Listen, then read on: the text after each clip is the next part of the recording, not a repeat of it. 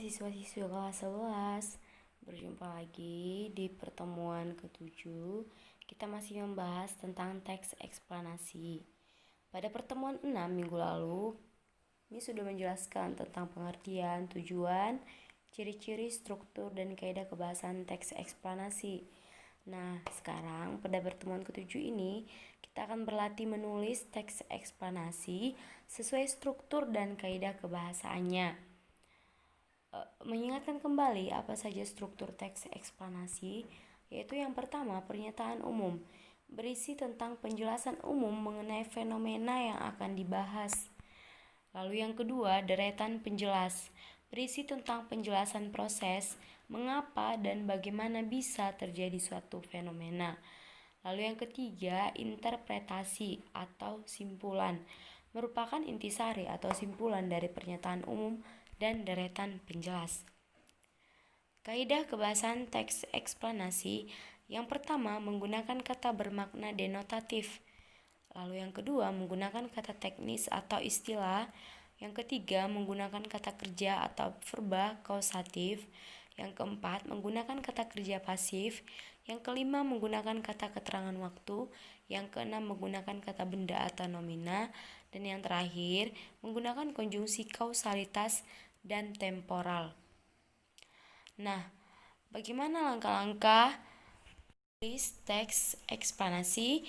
Yang pertama, menentukan satu fenomena peristiwa alam atau sosial budaya, misalnya peristiwa alam gempa bumi. Lalu yang kedua, membuat daftar topik-topik yang dapat dikembangkan menjadi teks eksplanasi.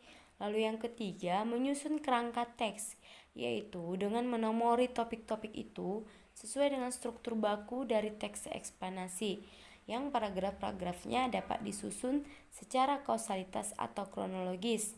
Lalu pengumpulan data, kemudian mengembangkan kerangka yang telah disusun menjadi teks eksplanasi yang lengkap dan utuh dengan memperhatikan struktur bakunya, identifikasi, proses, dan ulasan. Contoh di sini ada tanah longsor. Ini adalah fenomena alam. Pada pertemuan minggu lalu, Miss sudah menjelaskan contoh fenomena alam, fenomena sosial, budaya, ekonomi ya. Nah, di sini ada tanah longsor. Pada paragraf pertama ini merupakan pernyataan umum atau pembuka. Di sini dijelaskan tentang bagaimana itu terjadinya tanah longsor ya. Longsor adalah sebuah peristiwa di mana terjadinya gerakan tanah atau biasa disebut geologi yang terjadi karena adanya pergerakan massa buatan tanah dengan berbagai tipe dan jenis seperti jatuhnya bebatuan atau gumpalan besar tanah. Nah, seperti itu. Lalu selanjutnya ada deretan penjelas. Di sini dijelaskan bagaimana proses mengapa ya. Di sini dijelaskan mengapa dan bagaimana bisa terjadi fenomena itu. Lalu yang terakhir penutup. Nah, di sini ada juga fenomena sosial, yaitu tawuran antar pelajar. Di sini ada pernyataan umumnya. Kamu bisa lihat di sini kita kan akan menganalisis struktur kaidah kebahasannya. Ya, di sini ada kata teknis atau istilah. Ya, di sini ada tawuran sudah membudaya. Lalu ada kata kerja pasif. Kata kerja pasif ditandai dengan awalan ter dan di. Bisa nanti kamu perhatikan. Lalu ada keterangan waktu. Kemudian di sini ada verba kausatif ditandai oleh kata disebabkan, oleh karena itu, ya. Lalu di sini ada kata bermakna denotatif.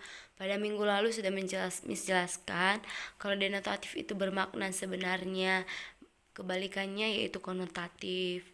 Kenapa di sini Miss tunjukkan bahwa jalan-jalan itu merupakan denotatif? Ya karena dia ya benar-benar jalan. Jalan yang dikatakan di sini benar-benar jalan. Kecuali kalau dikatakan konotatif, konotatifnya apa? Misalnya jalan kenangan. Nah, di situ merupakan konotatif, tidak sebenarnya. Aku menyusuri jalan kenangan itu misalnya ya. Nah, di sini ada urutan sebab, ada verba kausatif ya, tadi ditandai dengan kata disebabkan, menyebabkan. Lalu ada verba kausatif juga. Di sini ada akibat, tadi kan ada sebab, ini akibat. Di sini merupakan struktur kalimat, deretan penjelas ya. Dan terakhir adalah interpretasi atau simpulan. Di sini ada kata benda atau nomina, yaitu tawuran, senjata, fasilitas umum. Lalu yang terakhir ada konjungsi kausalitas oleh karena itu. Nah, bagaimana? Mudah kan menyusun teks eksplanasi? Untuk mengetahui tingkat pemahaman kalian, silakan kerjakan tugas siswa 3 dari Classroom. Selalu ingat untuk jaga kebersihan, rajin cuci tangan, pakai masker, menerapkan pola hidup sehat. Sekian dan terima kasih.